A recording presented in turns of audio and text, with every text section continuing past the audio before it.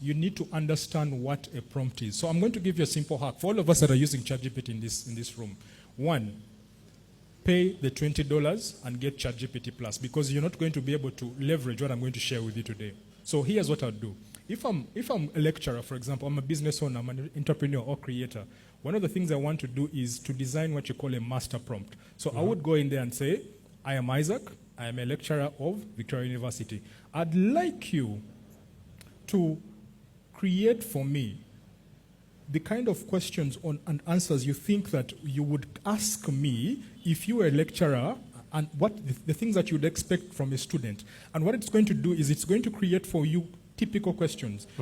What should the curriculum be like? Okay. What should be the course load? What modules are you looking like? Then after you've designed that, you say, now, basically what you've done is you've created a profile in ChatGPT, paid for.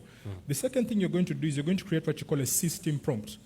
And you're going to ask it, what kind of output would you expect based on what you've shared with me? And what it's going to do now is it's going to create for you a model or a behavior based on what you've shared. The third thing you want to do is to customize, right?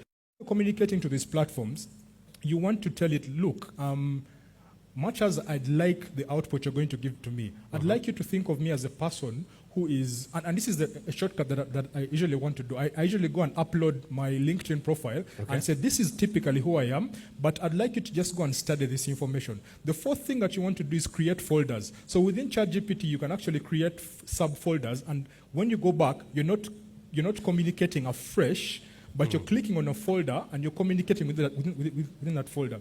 The fifth thing that you're going to also do is to create what you call a canvas. So most of us will go into ChatGPT and start chatting on a dashboard. When you're creating a prompt, say, I'd like you to create this information in a canvas. So what it's going to do is it's going to split your screen into two, and it's going to create a chat section and a canvas section. Now, the difference between the two is if you're using the chat section, normally it's spitting out content as you type, spitting out content as you type. With the canvas, it's simply iterating what you've shared. So if you say that I'm a lecturer, I'd like you to create for me a curriculum, and I'd like you to re-edit what you've shared, it's not going to spit more content. It's going to customize that content. The last thing here that I'd like to share is that you can actually learn to customize or create bots for yourself. So let's say that the university wanted to create a digital marketing course, and you don't have a resource to do that.